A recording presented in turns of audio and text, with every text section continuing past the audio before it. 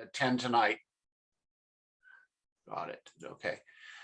So delta loops, per the reports, are a much, much better antenna than what you might get out of a dipole or a vertical.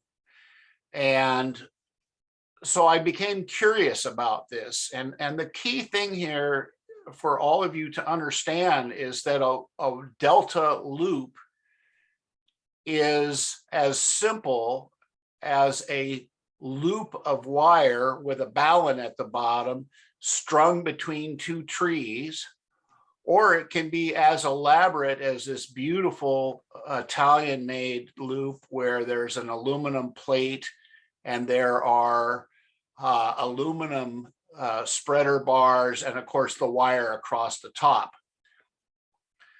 You can make this as fancy or as simple as you want, but you're going to get a very quiet antenna and you're going to get a very powerful antenna, bidirectional antenna. So let me talk about the history of this. My first antenna was not much more than a coat hanger, and I got the results that you might imagine. I burned up my radio, and that was greatly disheartening. Later, I moved to a commercial antenna, and it didn't work too well. Well, since I've started looking at these antennas, I've found that typically they were too long, and I had installed them without checking for SDR or shortening them or adjusting them for my terrain. In that time, I relied on an antenna tuner to get by, and I learned how to get by. During that time, last 20 years, I played with dipoles, vertical, long wires, and loops, and found out just how different they behave. At a point, and that was about a year ago, I wanted better performance. Any of these antennas will require tuning and more tuning. Why? Because the surrounding structures, the soil composition, the proximity to the ocean, whatever, is going to change the performance of your antenna. So about 6 months ago, I was looking at my giant scrap pile of aluminum, and believe me, it's grown over the years. And I thought, I want something light and small that I can just throw together. And I put up a 17.5 vertical, put the antenna tuner at the base, and I had wires all over the yard. And of course, the dogs ran out and the wires went everywhere. And the wife was caught up in the wires, and it wasn't too good of a deal. And even worse, I had a terrible sounding antenna. It picked up every noise, and I had a fairly weak band of signals. I couldn't hear anybody locally or in the middle country. It more or less sucked. Well, that's when I was surfing around the web, and I saw the beautiful Italian antenna Delta Loop made by Pro Sistel. And I just loved the look of it. No radials. It didn't stretch 45, 50, 60 feet in either direction like a dipole. It was just freestanding. And so I started studying this, and I studied closely, and I learned some things. It's a wire antenna. It's not going to cost a fortune. It's fairly compact, and it doesn't stretch for 90 feet. It also had a fairly high gain, 6 decibels, which is noticeable. It's bidirectional. Now, if you get on, what does this mean? Like a beam antenna, if there are 250 signals piled on top of one another, you're going to have a very tough time getting to make contact with people. But if you had a bidirectional antenna that focused on one area, you might have only 30 signals to pick out, and you might stand a chance of making contacts. And when you've fished in that pond enough and you've caught all the fish, you could turn the antenna a bit and get an entirely different batch of stations to talk to. Now, the beauty about this is you can say it is super focused on a certain area, but even better, it ignores the signals to the left and to the right of my antenna. So this allows you to discriminate between in a busy band situation. So this kind of antenna needs to be rotated. Fortunately, I can reach up with my little Delta and spin it around with a piece of pipe I have. Just this last week, I had it facing east, and I was hearing East Coast stations, K3s and K4s and whatever else is back east. And at a point, I turned it north and was hearing only Washington stations. All the East Coast stations had gone away. So this is an important fact when it comes to a directional beam antenna, or in this case, a delta loop. So I went about my business trying to figure this out. And of course, like anything these days, you ask Google, and Google said there was several delta loop calculators. These are your friends. In the frequency box, I put 28,200, 10 meters. I switched the setting to feet. I didn't want to work in centimeters. And it gave me calculations for rectangle loops. And it gave me calculations for circular loops. And here's the delta loop. One side is 11.8 feet. So that is very useful. And it also says the total length of wire is 35.6. So if you stretch out 35.6 feet, then you make a frame that will support a triangle of 11.34, and that might be just suspended up in a tree or something. You've got yourself a delta loop. Now here, this is interesting. Down here, we have an impedance of 100 ohms. Now I take it that all across the net, people say to use a 4-to-1 balun. It strikes me that a 2-to-1 balun would be more appropriate. I've kind of used both and they both work. So this is the recipe. What comes next is a choice of what I want my loop to look like. This loop is what I call a Christmas tree loop, in that there is a base bar and a very thin mast holding up the center, and I have a triangle, and I have a feed point at the bottom. Now, there is also what I call a U-shaped loop, which is like that Pro Sistel, where there are aluminum and fiberglass masts with a wire between them. And if you notice, there's a lot more wire up high with this antenna. The fact is, both work really pretty well. So I was a bit alarmed by the building this structure like the Europeans use, a upside down loop, and I went with a Christmas tree. Took out my handy tripod, put up part of a butternut mast, got a spreader bar here, which was quite large. It's a part of a 20 meter beam antenna that fell to the earth, and I scrounged this aluminum.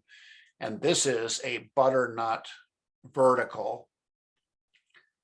And there's a little cap at the top that insulates this wire from the butternut. And I made myself a giant Christmas tree. To give you an idea of the details here, the butternut, I had to attach this crossbar. And so I used an aluminum plate, and don't be afraid of these. They're only $6, $8 on Amazon.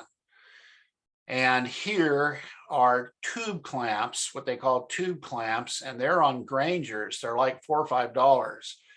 And that makes a wonderful support for any kind of a crossbar you might want. Now, there are different ways to feed this antenna. This has a 4-to-1 balun. I've used 2-to-1 baluns, and I've also used some 75 ohm coax as a feed. And so I pushed this antenna up on my short mast and had a giant Christmas tree. I wanted to take a moment to say how useful it is to have a little tripod in your arsenal to fiddle around with the antennas. A tripod like this was $18 on Musician's Friend, and it was their crazy blowout. We're practically giving it away, and it's basically a speaker stand. If you were to go down to a concert, there'd be a speaker on top of this, and it's a lot heavier than some of the other tripods you see, and it allowed me to build my antenna.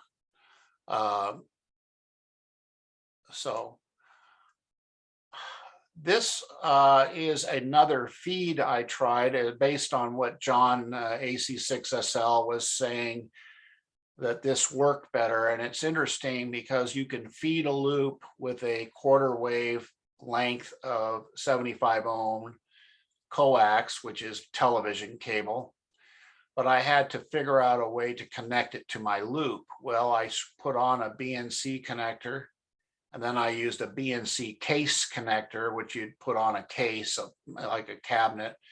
And then I soldered wires to it. And it was an interesting situation because with a balun, I was able to get 2 or 3 bands sort of. With this 75 ohm feed line, a quarter wave feed line, the antenna became very focused on the single band that I was working with, and probably more powerful. A lot of times I went with the balun, and it was allowed me, like at the POTA at Wilder Ranch, when 20 meters was busy, we were able to kind of make the antenna, my loop antenna, work on 15. It wasn't pretty, but we got through the day and made lots of contacts. So anyway, this was, again, the antenna put up about 18 feet. So at a point, you need to check the SWR. And believe me, it took a little bit of adjustment. I was a little bit short. So I added a foot and came back and tested it, and I added another foot and I got it just about where I wanted, which was the CW band and digital.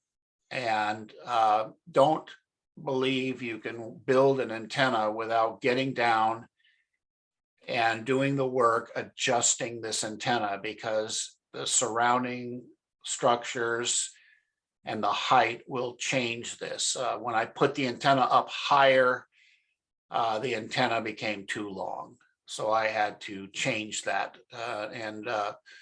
So anyway, so the next trick was to see what happened.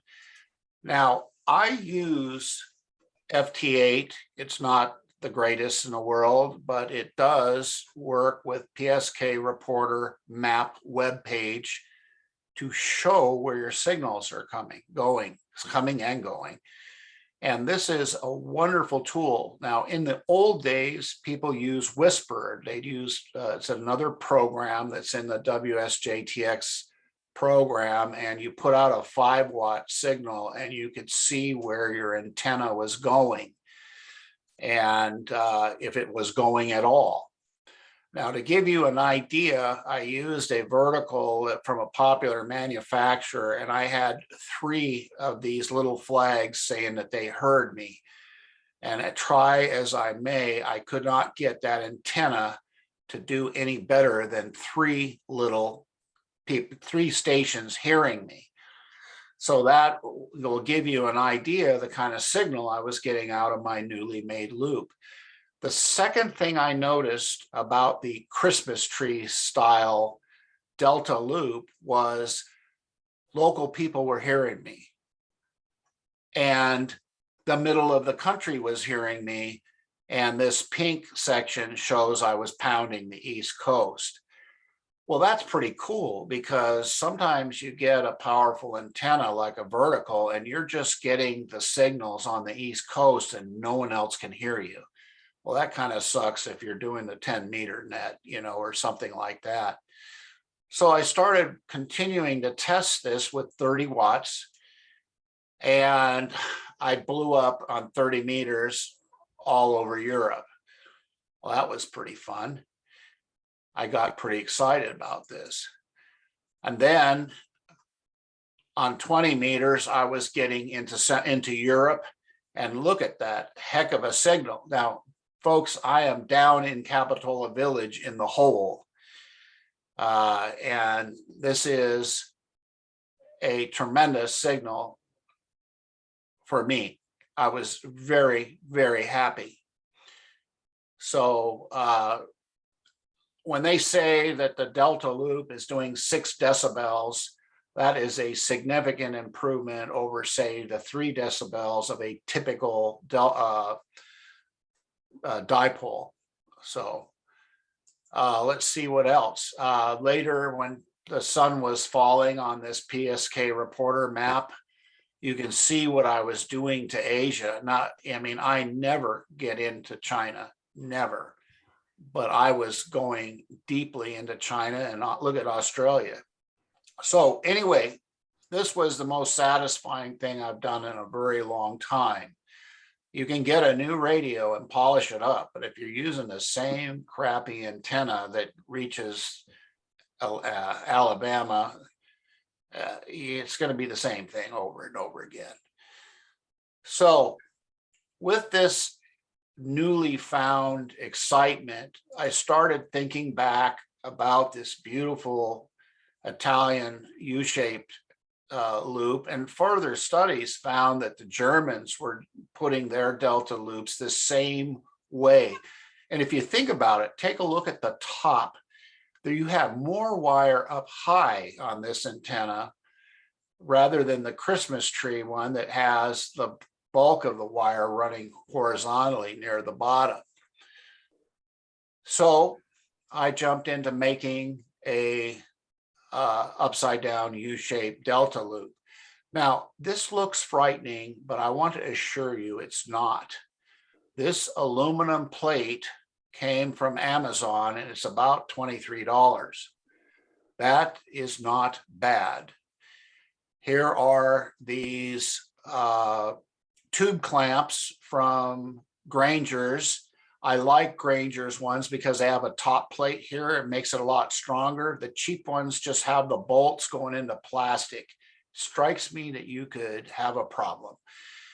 So I got these holes drilled in here and went and found a piece of aluminum that fits in a fishing pole. You can't see it too well, but this is a 18-foot fiberglass fishing pole I got off of Amazon. I think they were like 18, 20 bucks. And my first catastrophe was that this tube that fit inside of the fiberglass fishing pole was too small for these clamps. Well, panic being a mother invention, I found some PVC, put them in the tube clamps, found that I could slip these aluminum tubes in here. And if you look, I have some clamps here to keep them from falling down. I connected my wires on. When it comes to breaking this down, I simply take the wing nuts off of my wires and slide these tubes out. It actually worked out better, I think. Now, this big empty spot up here is where I put on the other side of the plate, I put the clamps that would go up on my mast. So here I am with my lovely tripod in the backyard working on it. And you can see at this point, I have the clamps. These are off of Amazon as well. I like these because they have a backing plate. They had quite a bit of length, and on the other side, they have a U-shaped clamp, and I was able to slide it on and clamp it down. Now, at this point, I actually trimmed these nuts off so it wasn't quite so long. Then put on my feed lines and had my balun here. Now, if you look at this, you can see that this is aluminum up to here, and then there's a hose clamp, and then the 18-foot fishing rod slides onto this. Well, what I decided to do is I wanted this base to be very strong, but able to break down. I wanted to take it apart. And believe me, sliding these off these tubes is not hard. Taking off the wing nuts to the feeding line and sliding these tubes out, and now you have just a square plate. You have two tubes, and these fishing rods collapse, and your antenna is in the truck ready to go. Okay, let's see. So here's a little better picture. You can see that this is a 20 meter, which means I need to make a triangle where it's 25 feet on either side. Where did I get that from? The online Delta Loop calculator. 25, 25, 25 makes 75 feet, and you've got a Delta Loop for 20 meter. At a point, after a little bit of horsing around and seeing that the SWR was close, I put it up on my mast. And it's not quite as pretty as the Pro Sistel. It's a little wider, but it got down time to test it.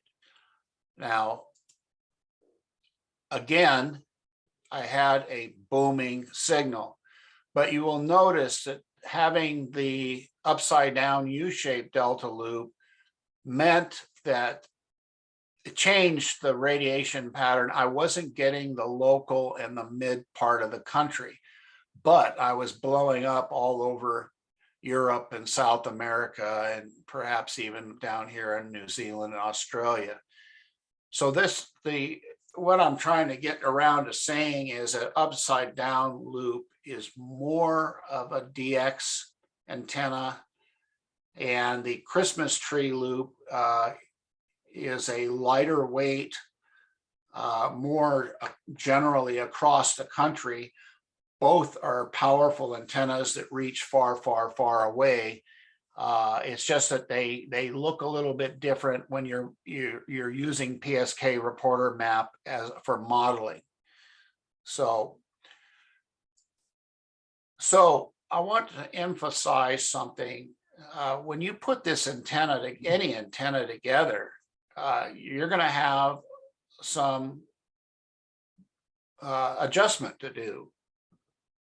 I use a rig expert. Some people like the MFJs. I like the pictures this one shows. So when I first put my loop up there, the first thing you notice is that the SWR is best at about 13,700. Well, it's not bad over here at 14,200, but it's not in the correct space. So if this is a basic thing, if your antenna is tuning low in the band, your wire is too long.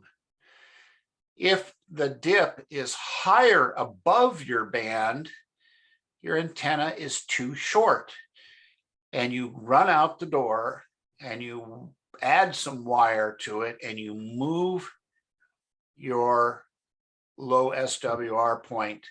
Now you can see here my first effort showed about 2 to 1, and I ran out and added some wire. Added. And every time I added a little wire, I brought the SWR down. So be prepared to do the adjustments. If you can get the SWR at the lowest part, at the correct frequency that you operate, the antenna will be resonating like fire, and you will be clobbering Europe and faraway places. And that's what you want to do. Now, here's another, this is from an end-fed antenna, but again, it's to show you the principle of adjusting your antenna. Now, the end-fed half wave is a wonderful antenna because if you take a look here, these gray bars are the ham bands.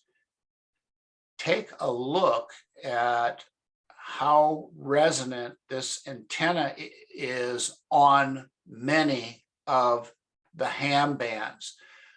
But in this particular day, if you notice, I circled the peaks of the best SWR was above the desired ham band in every case.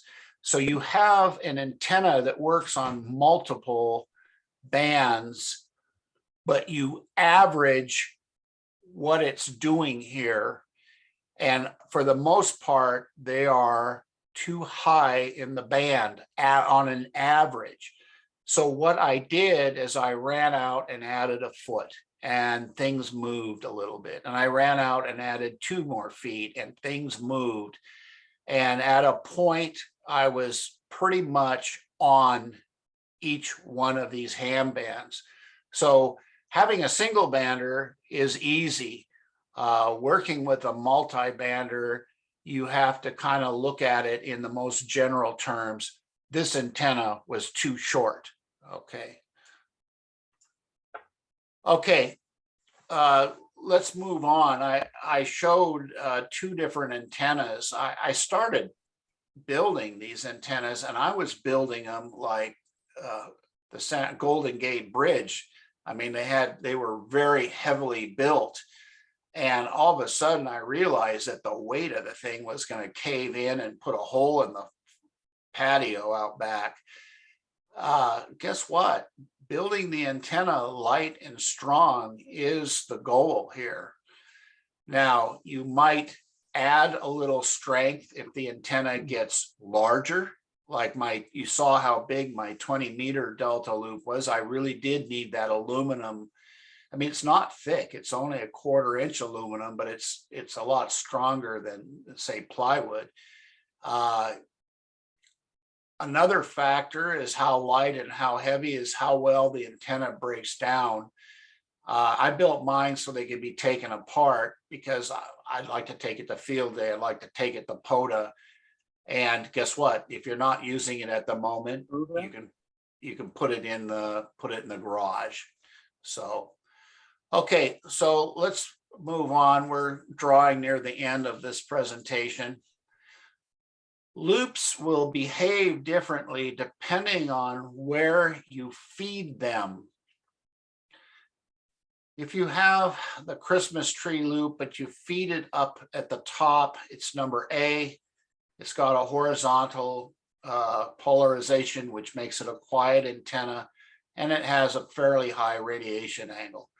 Here's B with the Christmas tree fed in the center like mine are. It's a horizontal polarized antenna. It's a quiet antenna with a fairly high radiation. And this is the, like my upside down U-shape delta loop. Again, a horizontally polarized antenna, a very quiet antenna with a moderately high radiation angle. And if you could see, remember that PSK reporter map, it was reaching out further before it touched down, more so than the Christmas tree type loop. Now, this is something I haven't played with, but if you fed it from the corner, you would have yourself basically a vertical loop. And this is pretty handy if you had a tree with an insulator up here and you pull this away from the house and then the other corner of the loop was near your house. You might put the feed here and then go in the window to your radio. And it would be kind of like, well, the size of the yard dictates that you feed it from the corner. Okay. So be aware that you can change the way the antenna behaves depending on where you feed it.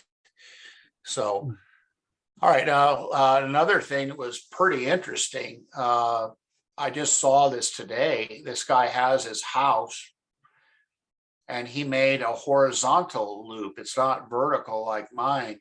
In the back of the yard, he has two fence posts, and it's kind of hard to see, but it's basically horizontally, and then it connects to the side of his house and it goes into his shack. And so he has it horizontally. That was a very interesting thing. I suppose if you were stuck for space, you could do that. So, okay, well, I want to wrap up here with the stuff I used to make this loop. So I noticed down the street that Dave Smith's cabinetry was building cabinets for this neighbor. And at one point they came out with a trash can of plywood, hardwood plywood. Oh, goody. And I asked the guy, could I have some of that? And I came away with about 5 pieces of hardwood plywood. Of course, I run up to Home Depot and these U-clamps are like 60 cents each. And I got some dowels, wooden dowels, hardwood dowels, 5-footers, about $5. And this could serve as a base plate for a fairly lightweight U-shape inverted delta loop. Now over here, I had my antenna, my butternut vertical.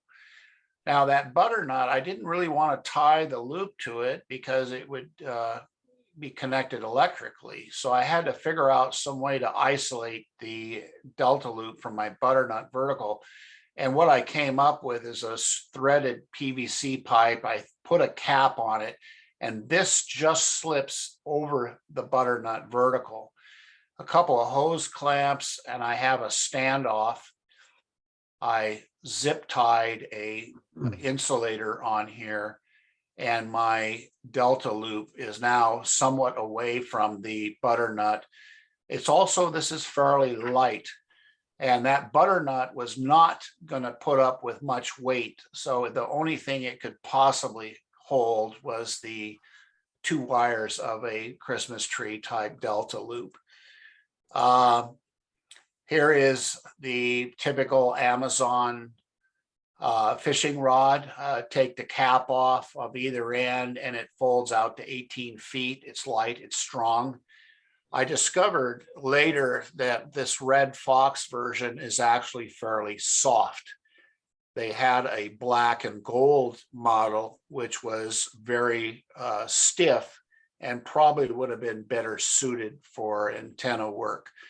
But that aluminum tube I had on my base plate slid right up here, and I went up about 5 inches and it was just fine. Wire, this is a typical Jetstream copper wire. I found that it's rather stiff, and if you get a couple of kinks in it, it stays kinked.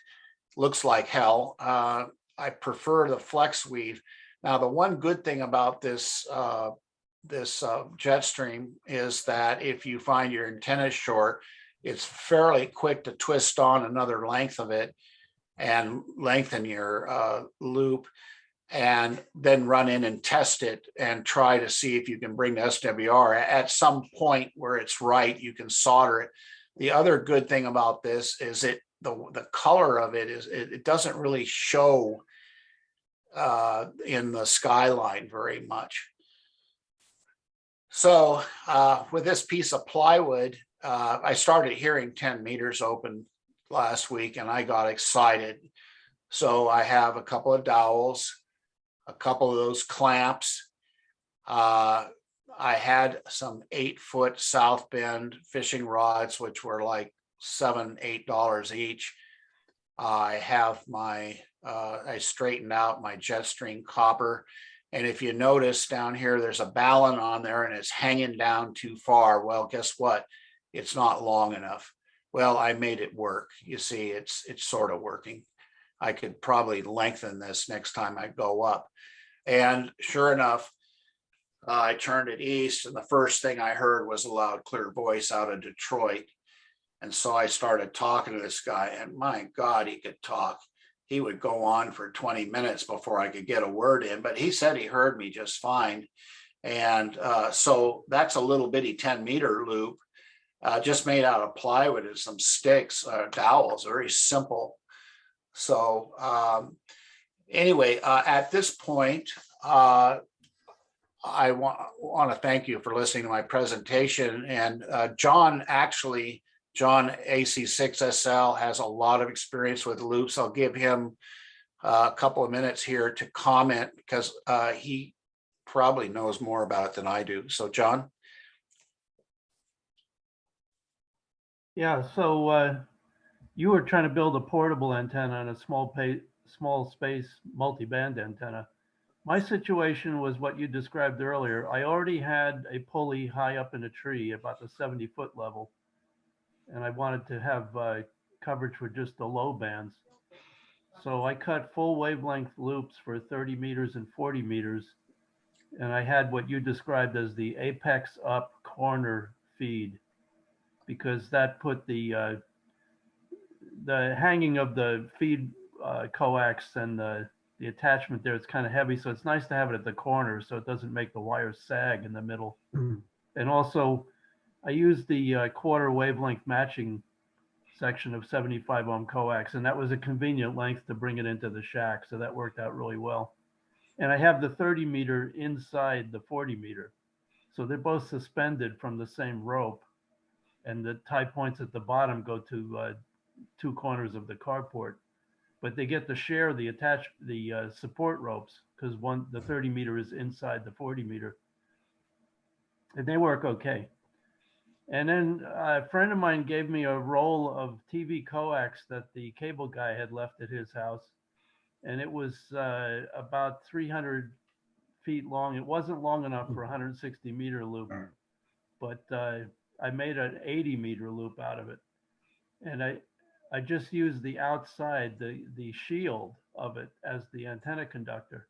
And it's nice to have it heavy because when a wire is 80 meters long, there's going to be a lot of weight hanging on it.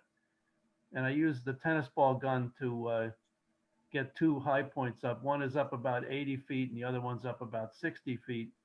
And it wasn't exactly an equilateral triangle. It was just sort of this odd shaped triangle with one corner down by the carport. And that worked well enough that I was able to get 102 countries confirmed on 80 meters.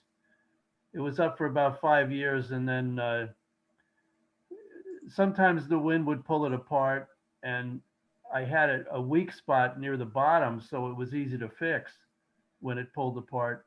But finally, when we had big windstorms last year, it got significantly tangled up in the trees up high, and I haven't been able to pull it down. So I'm done with 80 meters, but mine is not rotatable. So it's just based on what supports I had available.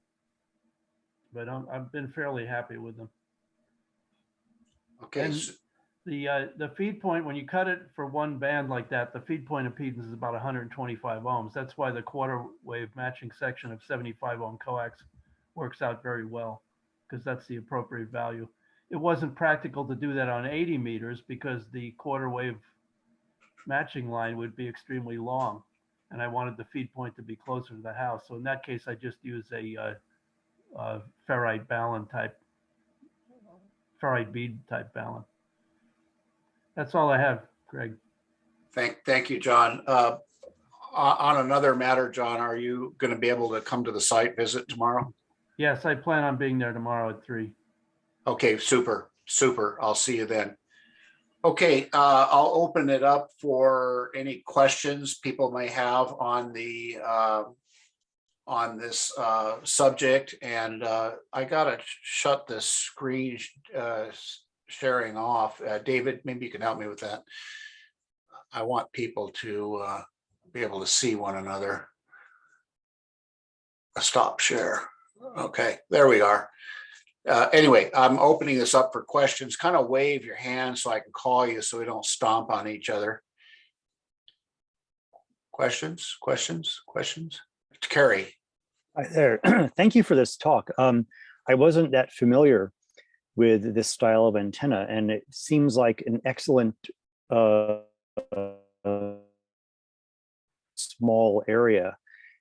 That's why I haven't put very large antennas up here. And so thank you. I picked up the ARRL antenna book just a few days ago. So it's time to look at that chapter. Yes. Yes, it is. It is very good. Okay, any other questions? Okay, I want to, We got 2 more questions. I see someone waving. oh, okay, I don't see them on my screen. Please go ahead. Yeah. Bruce. Yeah, my question is, when you were adding lengths of wire to get it in within the bands, where were you adding the wire to? I'm guessing you weren't adding equal lengths to all the sides. You were just putting it in one location. Yes, the attachments at the top and on either side were floating. I could slide the wire around, and if I added a foot or 2 on, and now the antenna was too long, I would take that lower boom I had, the cross boom, and I would drop it a little bit. And at some point, you know, if you're building the thing and you need to kind of get your triangle truly 16.8 feet on each corner, it would almost be best to lay it out on a field and get the arms laid out at an angle and measure. Well, you know, I mean, a lot like that Pro Assistel, he might have 16.8 going up the sides, but that doesn't look like maybe 12 feet across the top. Well, it certainly makes it narrower, but it's not according to the model.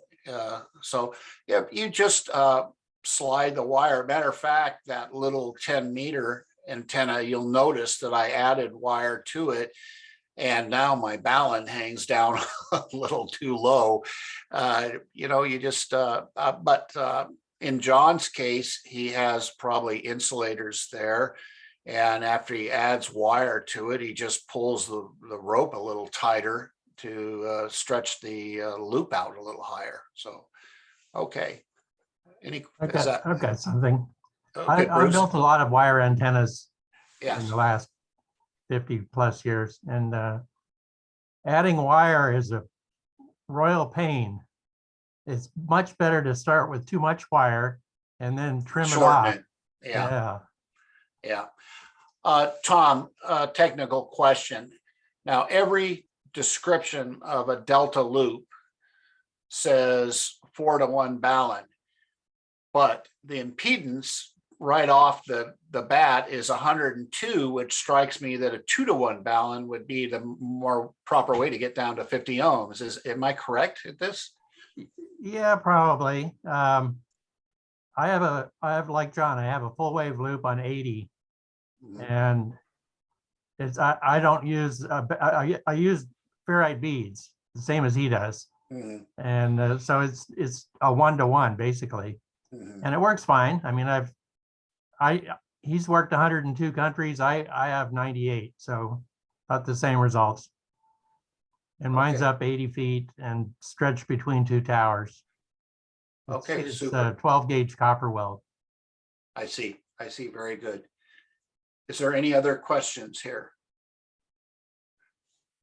Okay, moving right along. I wanted to mention that we will have a field day site visit up Empire Grade.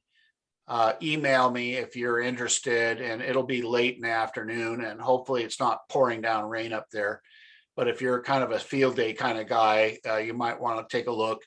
And I want to thank Roxy for meeting and greeting people up there and laying the groundwork for what could be a much better field day site, a larger, where we can spread out a little bit. And I mean, Lago Lamita is nice, but it's about the size of a little lot, and you can't have HF antennas within 20 feet of each other really without having problems, so. With that, Where's the new site? we are exploring the Crest Family Ranch, which Okay. is across the Yeah, I street know where from, it is. and then the folks at the Empire Grade Airport, Oh, yeah. they were interested, and Well, this club used to operate from there for field day for several years in the Right. early 80s. right, and that looks good. There was a neighbor that's not real happy having bicycle events and astronomy club events and ham radio events there, but the folks that own it seem interested in having us. So we'll have to check that out, and we'll do that tomorrow afternoon and give a report in the coming meeting. Okay. All right. I would like to invite Richard to give us his QSTs. Richard? Okay, hi there. Two things. These are one is I would call kind of new business, and one is a repeat of an activity we've done before. Anyway, the first one is I'm actually, after a lot of hard work at work, which has really kind of kept me too tied up. I'm finally getting going on the Wilder Club. And need somebody to sign as an acting vice president.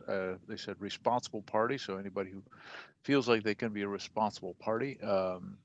I didn't realize that you were going to be up on the site visit, so I'm planning to be up there. So maybe I can have you just sign the document I want to get in the mail off to ARRL as quick as possible, so we can move on to getting the call sign.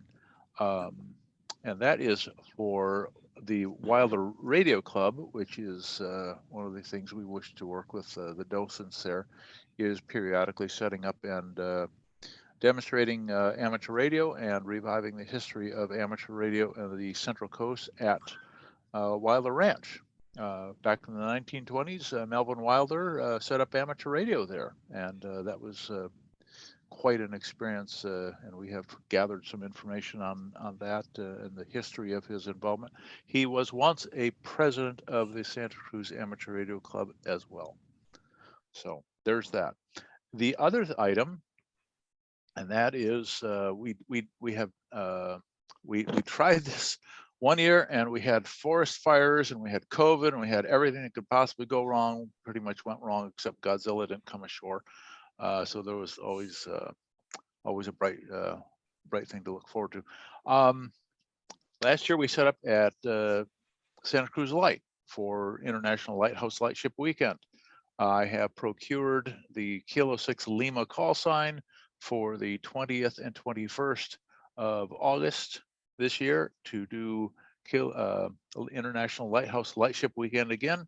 This time we're going to try and set up at Pigeon Point. There are a couple of locations up there, and at some point we'll run up the coast and scout them out. And I'm going to be in contact with the people at Pigeon Point to make sure that they're totally okay with us. They have a very large open field there that we might be able to set up in, which would be really preferable to the very heavily trafficked and very filthy, I would say, place that we set up last year down near the lighthouse in Santa Cruz. It's just, there's too much litter, there's too many tourists, there's too many transient people coming and going, and too many problems, people stomping on your antenna wires and so on. That's just that, as much as that's a great, very scenic and very centrally located spot, it is less than ideal in other respects.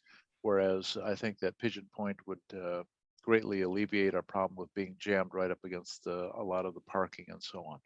So anybody who's interested in operating the International Lighthouse Lightship Weekend, get a hold of me. I'm in the directory.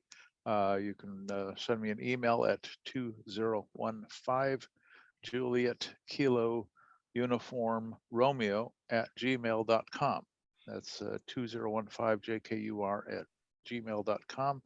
And I'm happy to talk with anybody who wants to set up. We're hoping to have a couple of HF stations set up there, and should be plenty of room to have John Slisler set up his satellite get up as well. He's been very enthusiastic about wanting to get out and do that. So that's the extent of my QSO or QSTs. Well, thank you very much, Richard, for working to set up these really fun POTA events. And that really makes it a lot more fun for all of us. And so I appreciate your work. And between the Lighthouse and Wilder and the field day, we're going to have a lot of fun this summer. So before I close, I wanted to say that in the coming month, we will have a discussion on SDR radios. We also have some new technology going into the repeater, and it's going to be very scientific, which means it'll work 70%, but we will keep at it. I have some very, very smart people that we can draw on, and hopefully having a multi-mode controller on the 440 machine will be fun. For the people who are scared of that, it'll work just like any other year it's worked. It's just if you choose to add or come in on D-Star or DMR, it'll work. And then it'll return back to being just a regular FM radio. So there's things happening that we will need to cover. So is there anything else for the good of the group? It's okay. I've got a quick QST. Please go ahead. Yeah, if so, I don't know how far y'all are interested in coming out and whatnot, but things are happening again. The April schedule is filling up, and April 2nd at the California Historical Radio Society, they're doing an electronic swap in the morning in their parking lot, and then April 9th, the classic electronics flea market returns at the Sunnyvale Public Library. So that's the electronics flea market, April 9th, and Alameda, California Historical Society, April 2nd. And there's other things going on there as well. So thanks again for tonight. It was great to drop in. Looking forward to learning more about the club and talking to more folks later. Y'all can find me on N6NFI repeater at Stanford all the time, and that has Echo Link as well. So thanks again. You're welcome. You're welcome. Ron, is there anything else that I need to cover?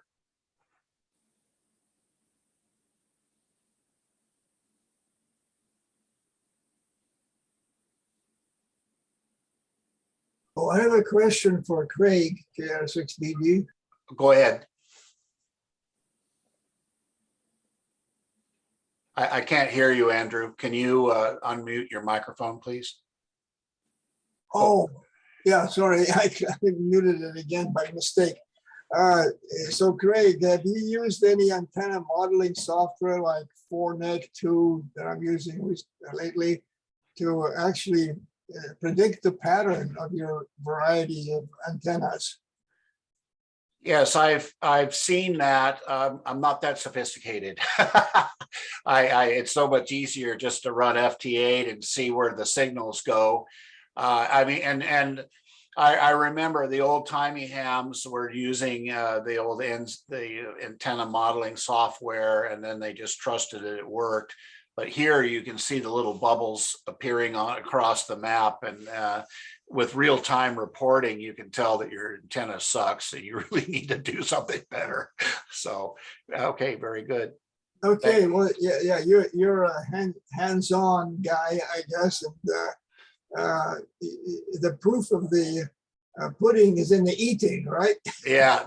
Well, you hope to make it effective. So, okay, very good. Ron, is there anything else I need to cover in this meeting, and we'll close it up? I don't think Ron hears me. Okay, well, thank you very much for all attending. It's great. I look forward to when we can get together, but I will protect the people that are here and make sure that we are absolutely safe before we have a big get together. And believe me, it's going to be a heck of a party. It'll be a barbecue with all the best when we can get back together. But in the meantime, we're going to do the best we can with Zoom and get out and work the parks and the field day and help each other out where we can. So, okay.